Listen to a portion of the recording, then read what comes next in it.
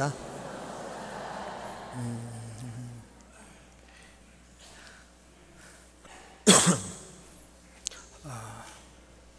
요엘서에는 두 가지 큰 약속이 주어져 있습니다. 황폐하고 소망 없는 그 민족에게 선지자 요엘은 하나님이 주시는 두 가지 약속을 그 백성들에게 던져주므로 새로운 소망을 심어줍니다. 그 첫 번째 약속이 23절에 기록되어져 있는 지난주에 저희가 함께 나누었던 약속입니다. 이른비를 적당하게 내리겠다. 그 폐허와 같은 땅에 하나님께서 이른비를 내려주시겠다는 약속이에요. 저는 지난 시간에 이른비에 대한 해석을 다루게 했습니다. 제가 해석한 게 아니고 많은 구역학자들의 해석을 인용해서 이 이른비를 적당히 내린다는 말은 의로운 교사를 우리에게 보낸다라는 말과 같다고 했습니다. 의로움으로 인도하는 교사 되시는 예수 그리스도를 우리 가운데 보내주겠다는 게 선지자 요엘서가 우리에게 하셨던 첫 번째 약속입니다. 아무 소망 없는데, 어디로 갈지도 모르는데 하나님께서 의로 인도할 교사를 그 땅에 보내주셔서 그 죄악에 있는 그 백성을 하나님의 의로운 나라로 인도해 주실 것이다. 그러니 힘을 내라는 게 요엘서의 첫 번째 약속이었어요. 두 번째 약속은 28절입니다. 그 후에 먼저는 예수 그리스도를 보내주시겠다는 것이고 그 후에 내 영을 내가 만민에게 부어주겠다는 약속입니다. 성령을 모든 민족에게 물붓듯 부어주겠다. 이 약속이 두 번째 약속입니다. 여러분, 첫 번째 하신 약속이 더 복된 약속일까요? 두 번째 하는 약속이 복된 약속인가요? 예수 그리스도를 우리에게 보내주겠다는 약속이 여러분에게 더 큰 약속인가요? 성령을 보내주겠다는 약속이 더 귀한 약속인가요? 1번, 2번? 잘 모를 때는 대답 안 해야 됩니다. 가만히 눈만 말똥말똥 있으면 됩니다.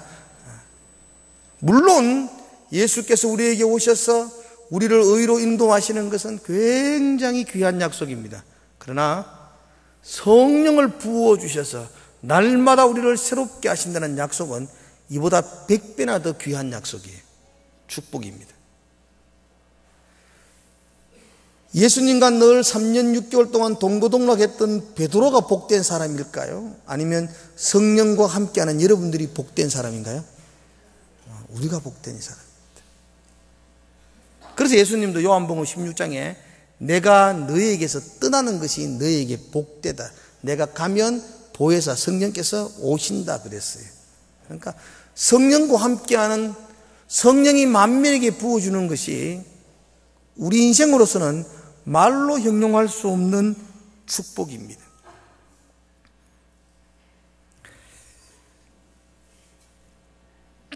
지금 요엘 선지자는 이 성령을 너희의 자녀들에게와 너희의 젊은이들에게와 나아가서 너희의 늙은이들에게 부어주겠다고 말합니다.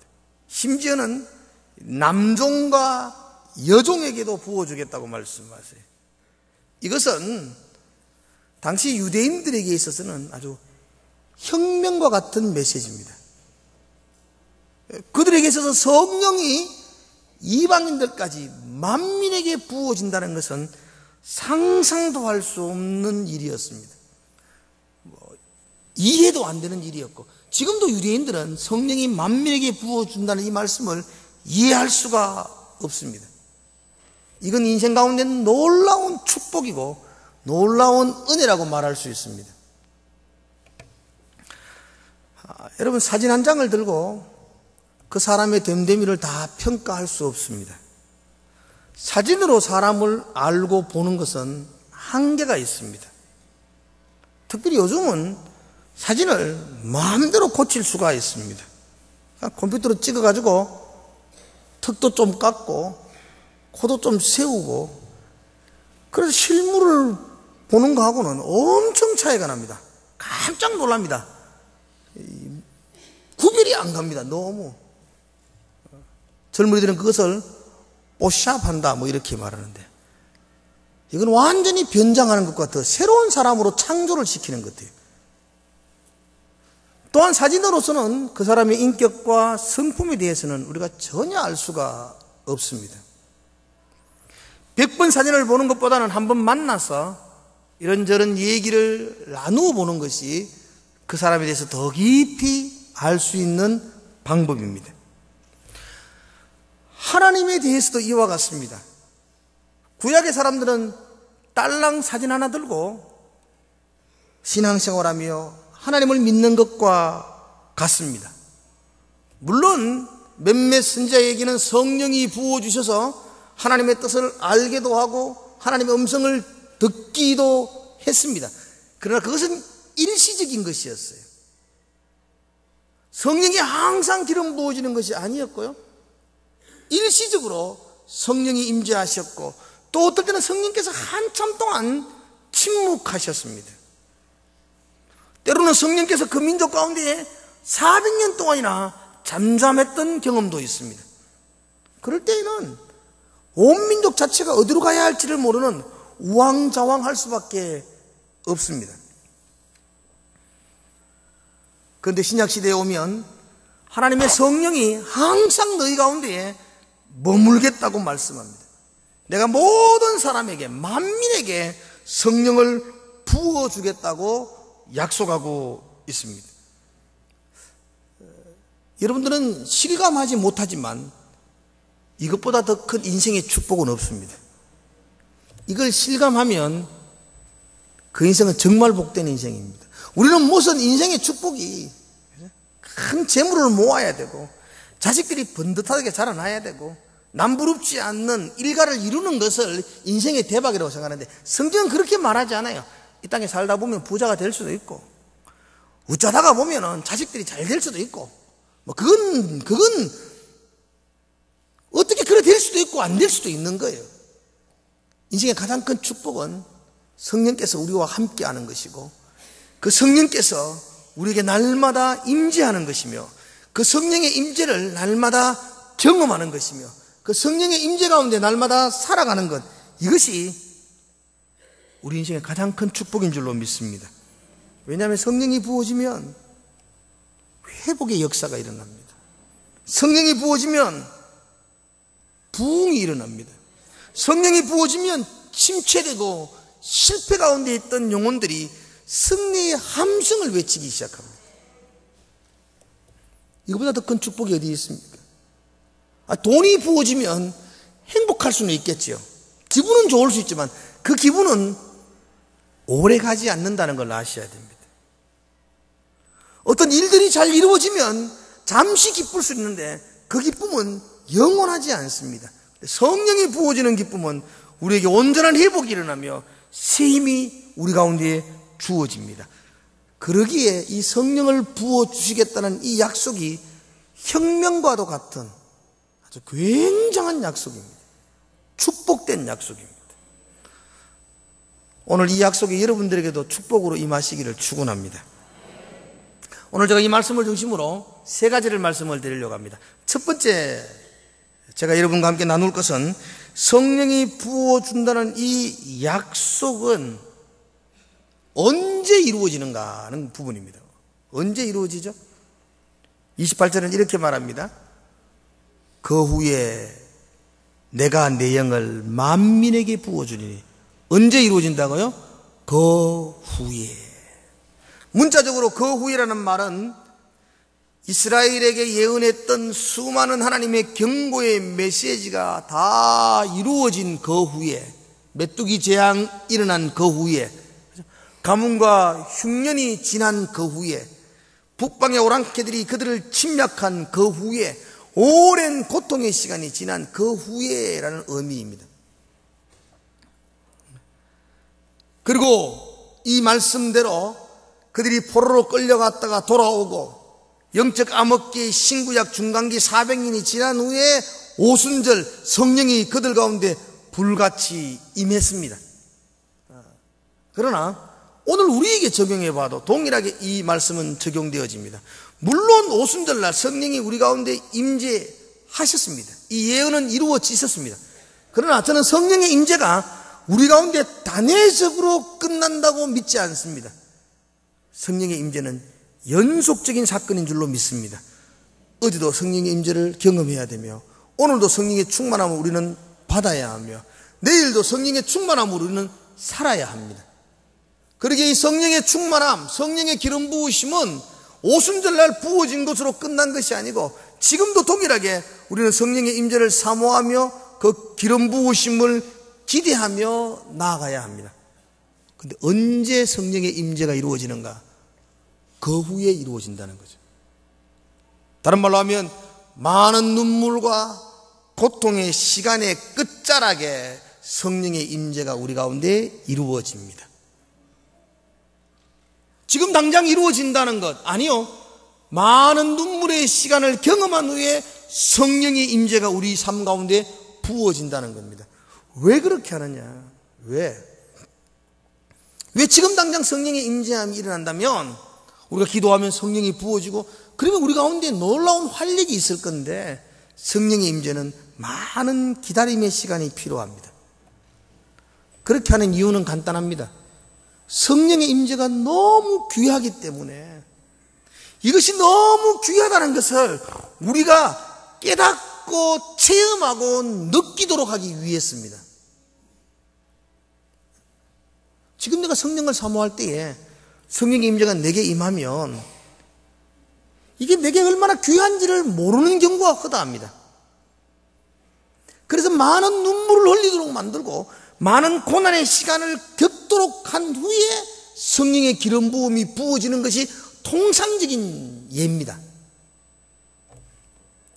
예를 들면 이렇습니다. 내가 요즘 사업이 잘 되고 하는 일이 너무 잘 돼요. 그런데 성령께서 내게 기름 부음으로 임재해 주셔서 충만케 해주셨어요. 그러면 너무 기쁘고 마음의 평안이 있어요. 그런데 내게 주는 이 기쁨이 지금 사업이 잘 돼서 기쁜 건지 성령의 기쁨인지 헷갈릴 때가 있습니다. 안 그럴 것 같지요? 근데 헷갈린다고. 내가 너무 건강해요.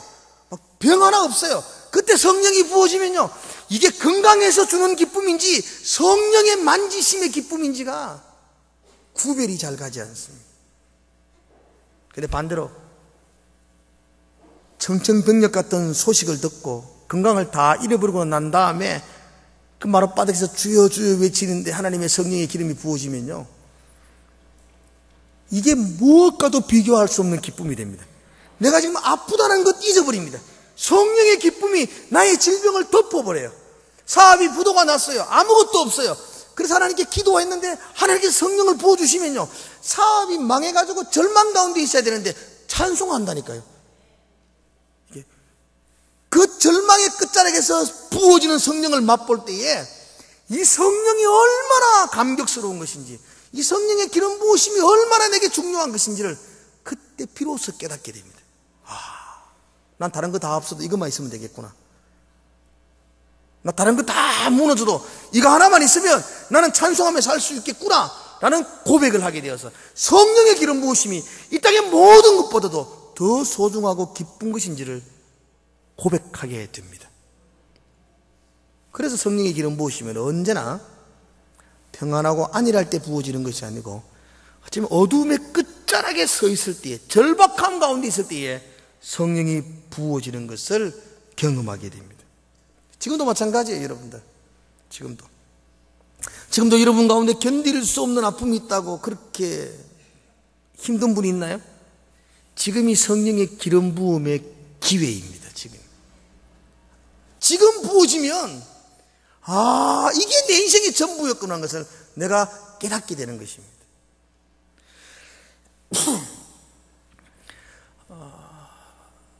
작년에 제가 아주 귀한 책을 한 권 사서 읽었어요. 제목이 땅끝의 아이들이라는 제목이에요. 이민아라는 목사님이 적은 책이에요. 그분이 누구냐면, 그분이 우리나라 초대 문화부 장관을 지냈던 이어령 교수의 딸이에요. 어릴 때부터 굉장히 많은 사람들에게 주목을 받고 많은 사람들에게 인정을 받으며 그렇게 자랐어요. 이화여대를 3년에 졸업을 했다 그래요. 그때 조기 졸업도 없는 시절에 3년에 졸업을 했으니까 공부도 열심히 했대요. 그러니까 아버지의 이름에 누가 되지 않기 위해서 그가 공부를 했대요. 열심히 공부를 하고 미국으로 건너가서 법을 전공하고 국제 변호사가 되고 결혼을 하고 자녀도 놓고 남부럽지 않는 변호사의 삶을 이렇게 살았다고 합니다. 아버지가 하나님을 모르니까 자기도 하나님 모르게 그렇게 살았는데, 이민사회라는 것 자체가 그러니까 한국 사람을 만나는 교제의 장소가 교회예요. 그러니까 그래서 이민에 가서 이제 한 번씩 교회에 나와서 그냥 명분상 교회 다니는 사람으로 남아 있었답니다. 그러다가 그가 첫째 남편과 이혼을 하게 되고요. 뭐 여러 가지 이유가 있겠지만 하여튼 이혼을 하게 되었어요. 26살 된 아들이 아무 병명 없이 지내다가 그냥 죽음을 맞이해요. 아들을 하늘나라로 보내죠. 둘째 아들은 자폐증이라고 해요. 그 자폐증 아들 키우고, 그러니까 뭐 이혼하지요. 아들 죽지요.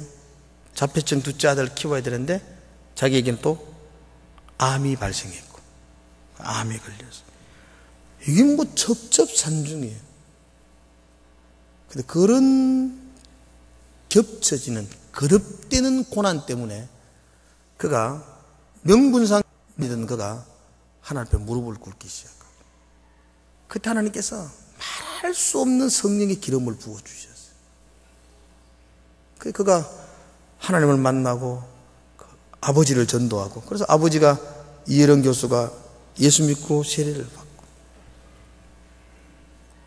마지막 임종할 때까지 우리 이민아 목사님이 얼마 전에 소천하셨는데 그 암투병으로 마지막 임종할 때까지 설교하고 간증하시다가 하늘나라로 갔다고 그렇게 말해요.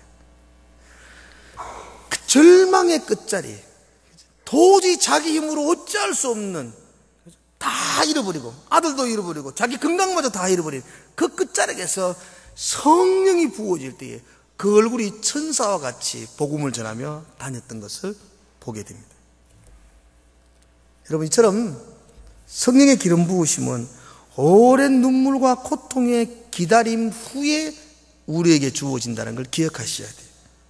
그래서 여러분 인생에 큰 위기가 왔다, 그것은 성령의 기름 부으심의 찬스라고 생각하셔야 돼요.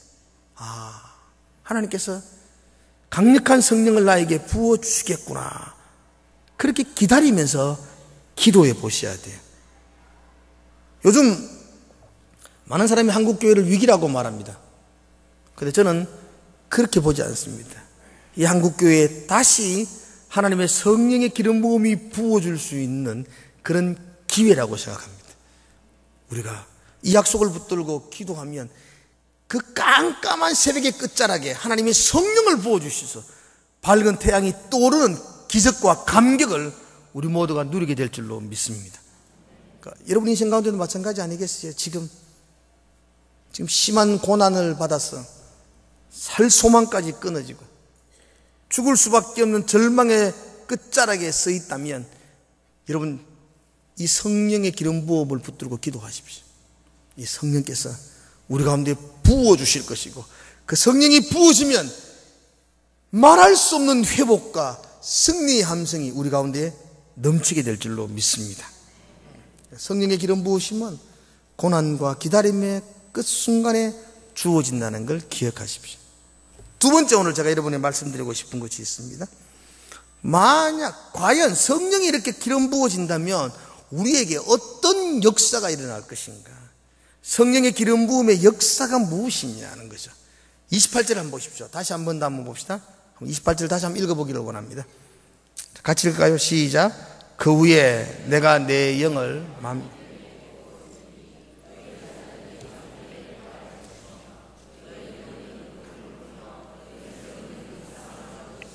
아멘. 성령이 우리 가운데 부어지면 자녀들이 장래일을 말할 것이며, 우리의 부모들, 늙은이들이 꿈을 꾸며, 또 우리의 젊은이들이 이상을, 환상을 볼 것이라고 그렇게 말씀하고 있습니다. 이게 성령의 역사입니다. 여러분 이거 읽으면서 막 와 너무 기쁘다 너무 좋다 이런 분은 거의 없는 것 같아요. 보니까 성령이 부어주면 복권은 사는 쪽쪽 대박이 날 것이고 사업은 번창하게 될 것이고 막 이러면 막 할렐루야 할렐루야 그러는데, 너희 자녀들이 장래일을 말하며 너희 늙은이들이 꿈을 꾼다 이 말에 대해서는 에이 꿈을 꾸면 많어 뭐 그 꿈이 별 게 있나 그런 마음으로 받아들이는 것 같아요. 그렇지 않습니다. 성령이 부어줄 때 일어나는 이 놀라운 역사는 우리가 그 무엇과도 비교할 수 없는 복된 축복의 메시지입니다. 장래일을 말한다는 건 예언을 한다는 것이고요. 다른 것도 마찬가지입니다. 꿈을 꾼다 그리고 이상을 본다는 말도 동일한 이야기죠. 꿈을 꾼다 뭐 밤에 잘 때 뭐 돼지 꿈을 꾼다 이런 뜻이 아니고요. 여기서 말하는 꿈과 이상은 하나님의 계획, 하나님의 비전, 하나님의 마음을 본다는 겁니다. 성령이 우리에게 임하면 우리 가운데 나타나는 제일 먼저의 변화는 하나님의 마음이 보이기 시작하고 하나님의 계획이 보이기 시작합니다. 장래일을 말한다는 것도 마찬가지잖아요. 이걸 예언이라고 말하는데 일반 사람들이 말하는 예언과 성령의 예언은 질이 달라요. 일반 사람들이 말하는 예언은 뭐 오늘 동쪽으로 가면 귀인을 만날 것이고 너희 진로가 서쪽으로 가야 되고 이번 여름에는 물을 피해야 되고, 그게 예언이라면 성경이 말하는 예언은 내가 어떻게 가야 되는가 그걸 말하는 것이 아니고 나를 향한 하나님의 계획을 말씀하는 거예요. 우리 공동체를 향한 하나님의 비전을 말하는 거예요. 장래에 하나님께서 이렇게 역사하실 것입니다. 장래에 하나님께서 이렇게 인도하십니다. 그게 예언이에요. 예언. 그러므로 예언, 꿈, 이상 이 모든 것들은 하나님의 계획과 하나님의 마음과 하나님의 뜻을 의미하는 겁니다. 성령이 임하시면 우리의 눈이 밝아져서 하나님의 계획들을 보기 시작합니다. 하나님의 계획들이 뭐죠? 말씀에 기록된 하나님의 계획들 아닌가요? 우리가 성령이 임하면 제일 먼저 나타나는 우리 가운데 역사는 진리의 말씀에 대한 자각이 일어납니다. 진리의 말씀에 대한 깨달음이 나타나게 되고 그 말씀을 통해서 하나님의 마음을 발견하고 바라볼 수 있게 됩니다. 나를 바라보며 달려갔던 내 인생이 하나님의 계획을 바라보며 달려가는 인생으로 바뀌어집니다. 우리는 성령이 임하면 어떻게 방언이 일어나고 성령이 임하면 병자가 낫고 성령이 임하면 기적이 일어나고 이런 현상들만 보는데, 물론 성령이 임할 때에 그 말씀의 능력이 우리를 치유하기도 합니다. 그러나 본질적인 것은 성령이 임할 때에 우리 속에 하나님의 마음이 밝히 드러나는 겁니다. 이게 축복입니다. 아닌 것 같죠? 우리는 많은 재물을 모으는 게 축복이라고 생각하나요? 왜 사람들이 불안해하며 초조해합니까? 한치 앞을 볼 수 없는 인생을 살기 때문이에요. 앞을 보지 못하게 살기 때문에 우리 인생은 불안한 거예요. 누구라도. 그런데 성령이 임하면 하나님의 장래를 보게 된다니까요. 앞을 보게 됩니다. 그렇기 때문에 세상이 알지 못하는 평안을 누리게 되는 거예요. 평안을. 많은 재물을 가지고 있어도 앞을 보지 못하기 때문에 불안과 초조함으로 한 발을 디디게 되지만, 성령이 임하면 아무것도 없지만 앞을 보게 되는 거죠. 하나님의 마음을 보게 되는 거죠. 그래서 그 자리에서 감사하며 찬송하며 기뻐하며 나아가는 것입니다. 이게 복입니다. 복. 성령이 임한 사람들의 얼굴을 보세요. 형편은 우리가 보기에 이해되지 않는 형편에 살고 있어요. 아무도 부러워하지 않을 형편에 살고 있지만 그 얼굴은 해같이 빛납니다. 그게 무엇인가? 하나님의 마음과 계획을 보기 때문에 그는 두렵지 않습니다. 불안하지 않아요. 그러니까 그 얼굴에 평안과 기쁨이 넘치는 것입니다. 이게 성령의 기름 부음이 주는 우리의 축복이에요. 우리의 축복. 어떤 여러분의 삶 가운데 획기적인 인생의 대박이 터질 것을 기대하지 마십시오. 하나님의 마음이 보이며 성령을 통해서 하나님의 뜻이 보이는 것, 이것이 이 한정된 짧은 인생을 살아가는 저희들에게 가장 큰 복인 줄로 믿습니다. 그래서 성령이 부어지는 것은 우리 한정된 인생을 살아가는 우리에게는 다른 것으로는 비교할 수 없는 축복이라고 말씀합니다. 성령이 부어지면 하나님의 마음이 우리 가운데 보여지기 시작하고 하나님의 계획과 장래가 우리 가운데 밝혀 드러나게 되고 그 장래를 바라보면서 기뻐하며 찬송하며 나아가는 성도가 됩니다. 난 저와 여러분들에게 그런 복이 있기를 축원합니다. 이제 마지막으로, 그럼 우리는 무엇을 해야 되는가? 성령의 기름 부으심을 오늘도 사모하는 우리가 무엇을 해야 할까? 저는 첫 번째 주제로서 성령의 기름 부으심이 오랜 눈물과 고통의 끝자락에서 우리는 그것을 경험할 수 있다고 말했습니다. 그렇다고 해서 고통과 눈물의 세월을 막연하게 보내고 있으면 성령이 어느 순간 주어지느냐? 그건 아니에요. 고통의 끝자락에서 우리가 준비해야 되고 해야 될 것이 있다고요. 그게 기도하는 것입니다. 기다리며 사모하며 기도하셔야 돼요.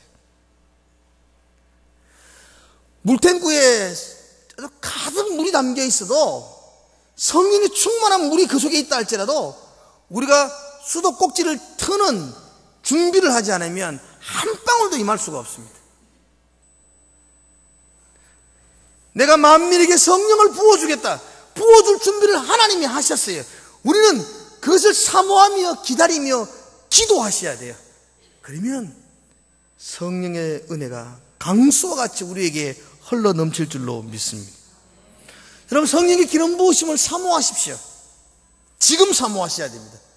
구약에는 우리가 사모한다고 부어지는 게 아니었어요. 구약에는 하나님이 필요한 사람에게 찾아가셔서 부어주셨고 임재해 주셨어요. 그러나 신약에 와서는 내가 만민에게 부어주겠다고 했어요. 사모하며 기다리며 기도하면 누구에라도 성령의 기름 부으심을 부어주신다고 약속하셨어요. 지금 여러분의 형편을 회복시키는 유일한 방법은 성령의 기름 부음이 부어질 때입니다. 지금 이곳에 성령의 기름을 부어주시옵소서. 임하시옵소서. 임재하여 주시옵소서. 난 여러분이 그렇게 기도하기를 축복합니다. 그렇게 기도하면 성령의 임재가 우리 속에서 회복의 역사를 일으킬 줄로 믿습니다. 지난 7월 15일 날 주일이었는데 삼척에 있는, 강원도 삼척에 있는 도계은총교회에서 큰 사고가 일어났었어요. 그 교회는 강원도 삼척에 있는 시골에 있는 도계라는 읍에 있는 20-30명이 모이는 작은 교회였어요. 초등학교가 그 곁에 분교가 하나 있는데 전교생이 15명이에요. 15명. 작은 마을이죠. 15명 가운데 12명이 이 도계은총교회를 다니고 있어요. 그러니까 목사님과 사모님이 얼마나 성실하게 사역을 감당하고 있는 교회예요. 뭐 시골 교회니까 그 15명, 12명 주일학교 아이들 가운데에서도 대부분이 편모와 편부설화에서 그래 불우하게 자라고 있는 아이들이었어요. 시골의 주일학교는요, 주일학교 예배를 마치고 다 집에 가는 게 아니고 걔들이 다 11시 예배에 와야 돼요. 그래야 인원이 채워지니까. 다 11시 예배 오고 걔들이 또 저녁 예배까지 다 가야 돼요. 가들이 교인 전부인데 뭐 다 가야 되고. 그러니까 어른들과 함께 한 30명 정도 그렇게 예배를 드리는 교회였어요. 11시 예배를 마치고 나니까 그 조그마한 아이들이 사모님에게 막 뛰어왔어요. 사모님 배가 고파요, 배고파요.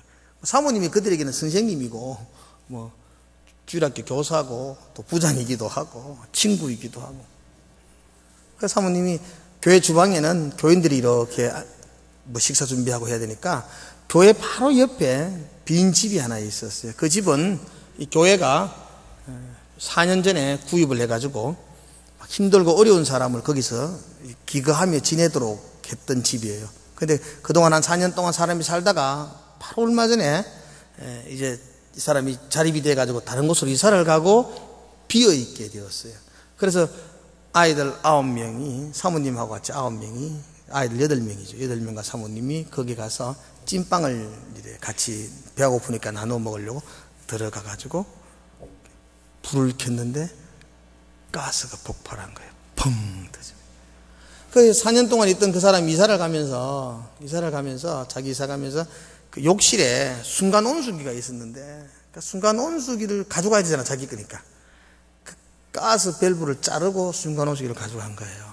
그리고는 거기를 막아야 되는데 뭐 시골 사람이 뭐 알아요. 그냥 자기가 가려고 잘라보고 가져갔는데 거기서 가스가 가득 찼는 거예요. 뭐 모르니까 사모님 빈집이었으니까 교회에서 사용하는 빈집이었고 그 주방 시설은 그대로 교회가 해나간 거니까 그대로 했으니까 그냥 이렇게 털었는데 전체가 터져버렸어요. 사모님이 그 몸의 70%가 3도 화상을 입고 또 한 아이가 몸의 60% 3도 화상을 입고 다른 아이들도 한 30% 40% 정도 이렇게 해서 거기 있던 모든 9명이 다 같이 화상을 입고 병원에 실려갔고 안타깝게도 지난 9월 1일 날 사모님은 소천하셨어요. 그래서 돌아가시고 60도 전신 화상을 입었던 한 아이는 지금 중환자실에서 사투를 벌이고 있고 그 나머지 7명 정도는 그래도 생명에 지장이 없이 치료가 되었다고 합니다. 화상 치료하는 게 굉장히 어렵잖아요. 어렵고 이게 돈이 엄청 많이 들고 그래서 아는 분들이 같이 십시일반 그렇게 기도하고 해서 1억 6천만 원을 모아서 드렸어요. 저희 주변 사람들이 1억 6천만 원. 뭐 1억 6천만 원이 굉장히 큰 돈이잖아요. 근데 그 치료비로는 택도 없는 치료비가 지금까지도 3억이 넘어간 치료비가 택도 없는 사모님을 그 하늘나라로 보내고 마땅히 장례 치르고 그럴 형편도 아니어서 그 사모님 시신을 서울대학병원에 기증을 했어요. 사모님 원래 16년 동안 서울대병원에서 간호사로 근무를 했던 분이세요. 그래서 서울대병원에 시신을 기증하고 아직도 그 아이들을 다시 치료를 해야 되고 근데 그 아이들은 집에서 치료비를 대줄 형편도 아니고 어디 뭐 보험이 있는 것도 아니고 시골 교회가 보험을 든 것도 아니고 고스란히 어떻게 감당을 해야 되는데 너무 힘든 가운데 있다고 합니다. 사모님 장례식을 마치고 이제 목사님이 인터뷰를 하면서 어떻게 하면 좋으냐고 주변 사람이 걱정을 하니까 목사님이 그렇게 이야기해야 돼요. 아무런 소망이 없습니다. 그리고 저에게도 어떤 대책이 없습니다. 그런데 하나님께서 어떤 방법을 제시해 줄 겁니다. 우리는 그걸 믿고 지금 기도합니다. 그렇게 말해요. 우리는 그걸 믿고 기도합니다. 이 말이 패배자의 탄식의 말이 아니고 확신에 찬 승리자의 말처럼 들렸어요. 우린 그걸 믿고 온 교회가 지금도 기도하고 있습니다. 하나님이 그렇게 해주실 것입니다.